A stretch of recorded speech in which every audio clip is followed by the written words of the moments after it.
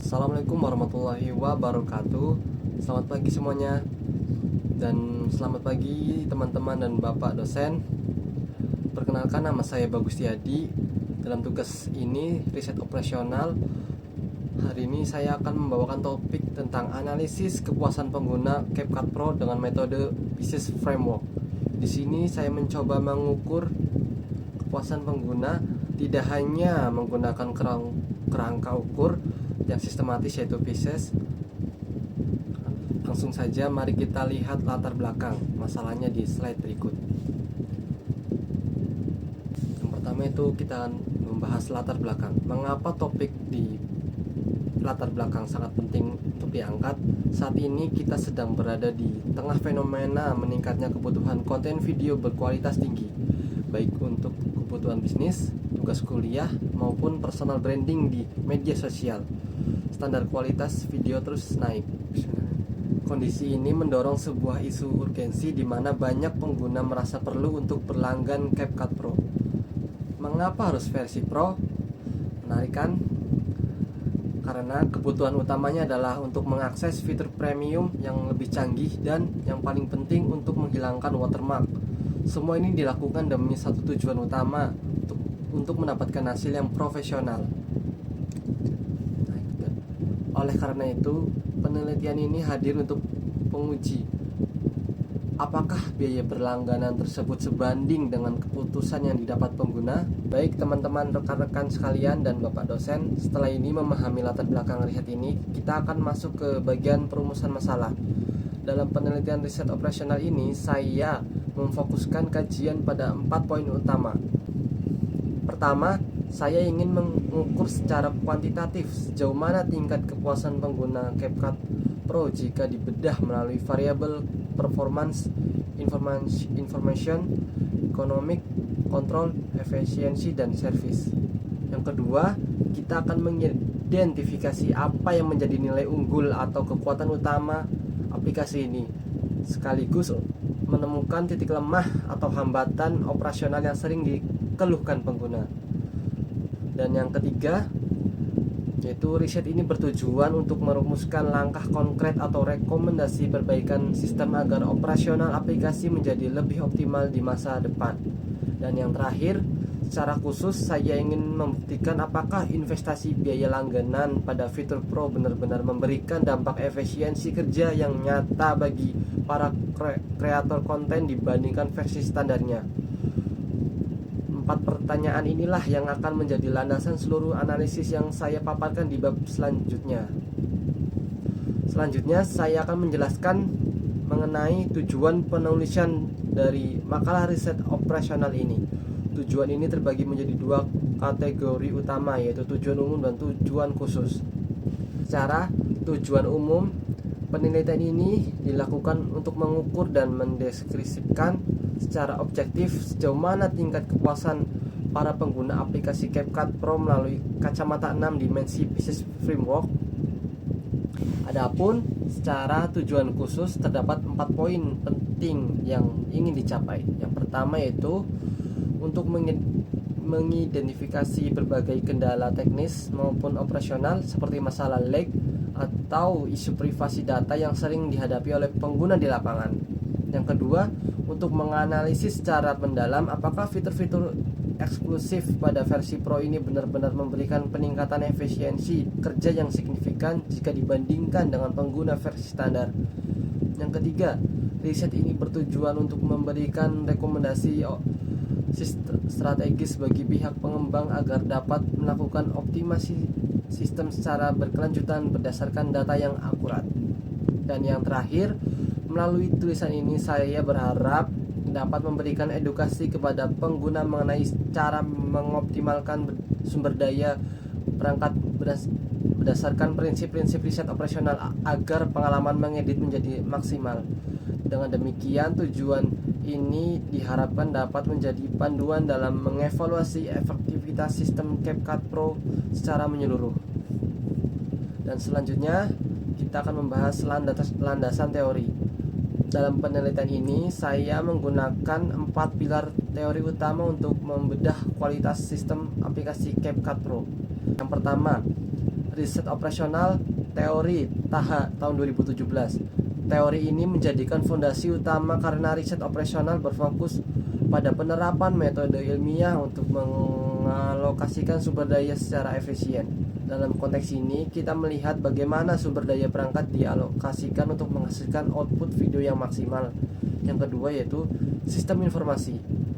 Menurut teori Whiten and Bentley tahun 2007, kita memandang CapCut Pro sebagai sebuah sistem informasi yang saling berhubungan untuk mengumpulkan, memproses, dan mendistribusikan data. Keberhasilan sistem ini sangat bergantung pada seberapa baik ia mendukung pengambilan keputusan penggunaan dalam proses kreativitasnya. Yang ketiga, kepuasan pengguna.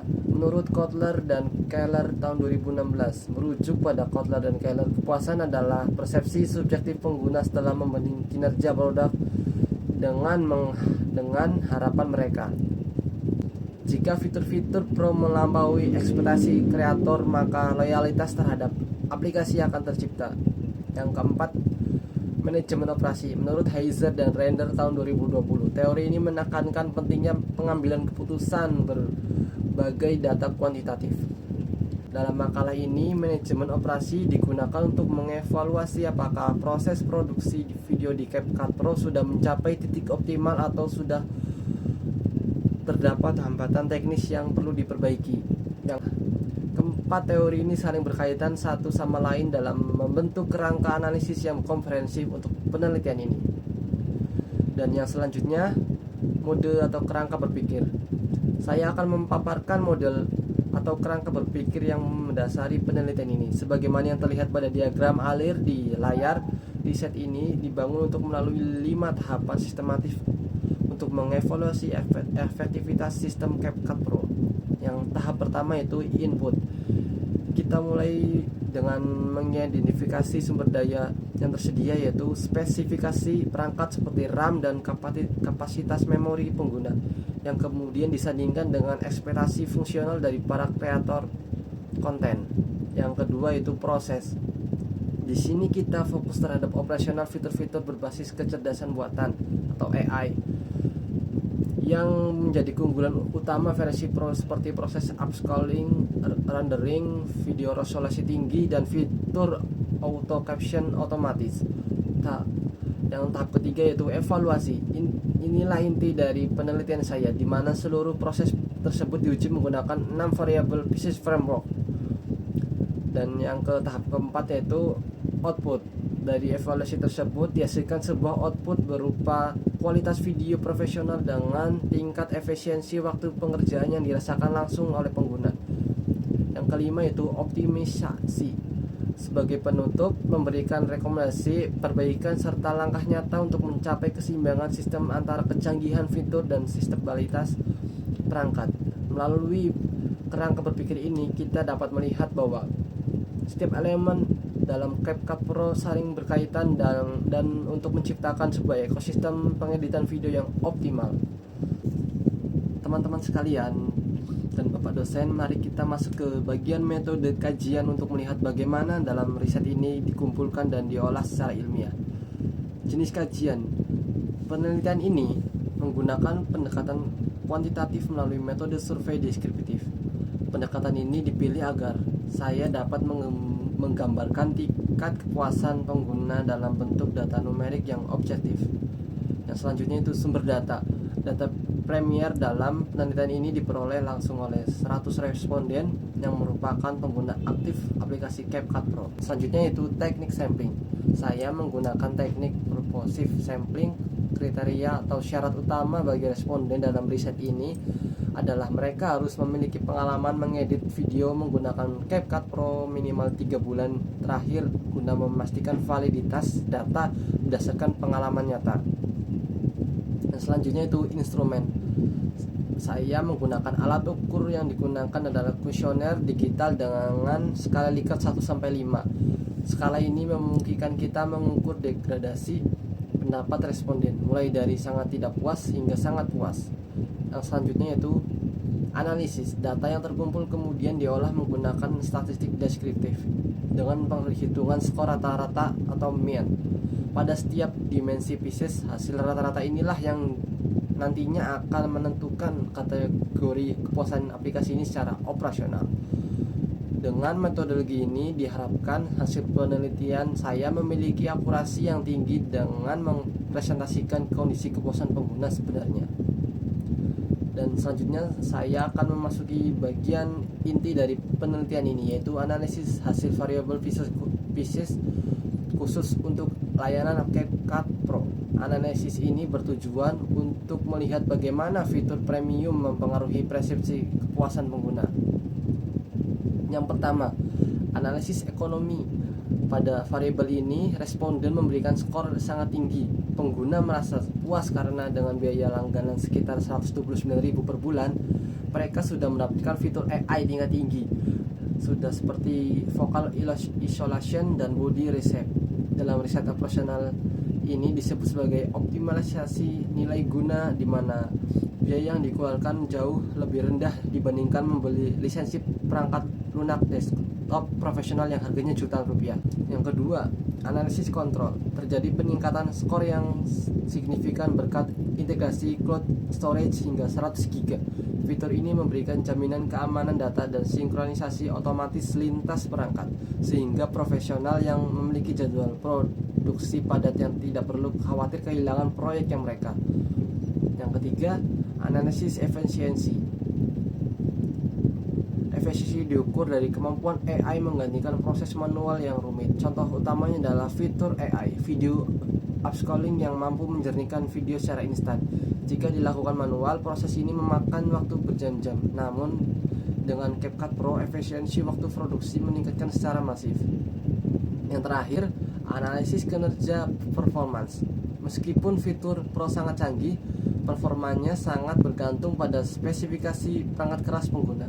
Namun, CapCut Pro telah mengoptimalkan proses rendering di latar belakang untuk menjaga responsif aplikasi tetap stabil meskipun beban kerja meningkat.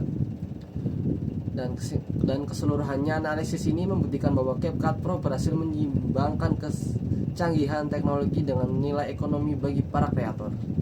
Untuk memberikan gambaran yang lebih nyata, mari kita tinjau melalui studi kasus dan ilustrasi mengenai dampak praktis penggunaan CapCut Pro terhadap alur kerja seorang kreator. Yang pertama yaitu efisiensi berbasis AI. Seringkali kita memiliki rekaman video dengan resolusi yang rendah yang tidak layak tayang. Melalui fitur video upscaling pada versi Pro, pengguna dapat meningkatkan ketajaman video secara instan. Jika dilakukan dengan cara manual, proses restorasi ini sangat rumit dan memakan waktu. Namun teknologi AI ini di sini mampu menghemat waktu pengerjaan secara signifikan. Dan yang kedua, optimalisasi video atau vocal isolation. Masalah klasik dalam pengeditan adalah kebisingan latar belakang. Fitur vocal isolation hadir sebagai solusi unggulan untuk memisahkan suara manusia dari kebisingan secara akurat hanya dalam beberapa langkah sederhana. Yang ketiga yaitu transformasi workflow atau manual versus pro. Jika kita bandingkan proses pengeditan tradisional untuk membutuhkan waktu yang berjam-jam, kini dapat dipangkas saja menjadi hitungan menit saja. Penggunaan otomatisasi seperti Smart Reach, Auto Caption, dan AI rendering secara kolektif berkontribusi pada produktivitas yang lebih tinggi. Kesimpulannya, dampak praktis secara keseluruhan keunggulan teknologi CapCut Pro menunjukkan bagaimana aplikasi ini mengubah pendekatan penggunaan dalam menciptakan konten berkualitas. Proses pengeditan menjadi lebih efisien, terukur, dan profesional, baik pengguna ahli maupun bagi mereka yang masih awam. Setelah melihat berbagai analisis dan studi kasus tadi, apa langkah strategis yang perlu diambil? Berikut adalah beberapa implikasi manajerial atau rekomendasi bagi pihak manajemen pengembangan aplikasi.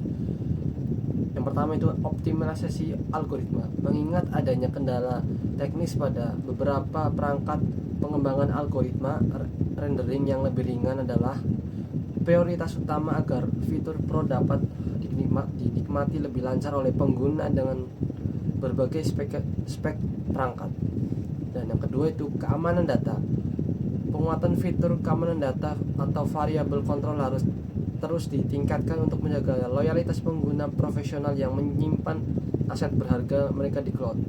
Yang ketiga itu variasi paket. Perlu adanya penyediaan variasi paket langganan yang lebih fleksibel guna memperluas jangkauan pasar ke berbagai segmen pengguna. Dan yang selanjutnya, yang terakhir yaitu edukasi pengguna. Pihak manajemen perlu menggencarkan edukasi mengenai fitur-fitur tingkat tinggi agar pengguna dapat memaksimalkan nilai investasi atau biaya yang telah mereka bayarkan.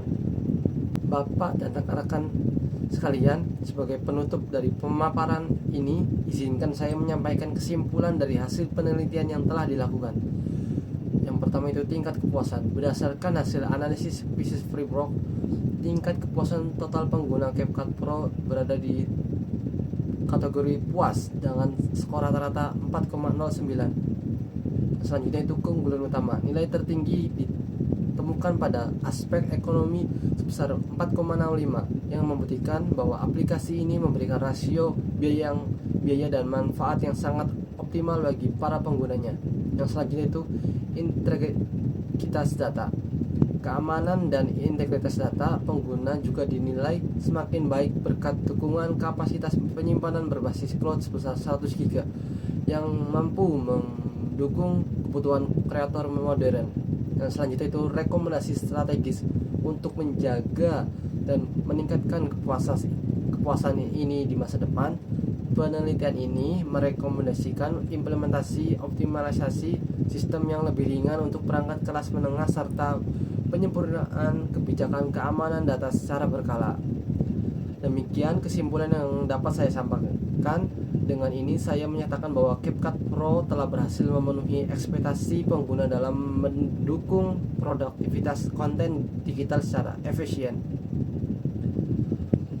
Bapak, dosen dan rekan-rekan sekalian, sebagai tindak lanjut dari seluruh temuan riset ini, saya merumuskan beberapa rekomendasi strategis yang ditunjuk bagi berbagai pihak terkait. Bagi pengembang, prioritas utama adalah melakukan optimasi algoritma sistem agar lebih ringan saat dijalankan pada ponsel kelas menengah sehingga fitur premium dapat diakses secara inklusif tanpa kendala performa. Bagi pengguna, untuk mendapatkan pengalaman mengedit yang maksimal, terutama saat menggunakan fitur AI yang berat, sangat disarankan untuk menggunakan perangkat dengan spek RAM minimal 8 GB. Aspek keamanan sangat penting untuk mengimplementasikan transparansi kebijakan privasi secara lebih mendalam guna menjamin perlindungan dan keamanan setiap pengguna. Bagi dunia akademik, saya merekomendasikan adanya riset lanjutan yang membandingkan efektivitas penggunaan versi mobile versus versi desktop untuk melihat potensi optimalisasi sistem yang lebih luas. Rekomendasi ini diharapkan dapat menjadi panduan dalam meningkatkan kualitas operasional dan kepuasan pengguna di masa yang akan datang. Sekian dari saya. Terima kasih. Assalamualaikum warahmatullahi wabarakatuh.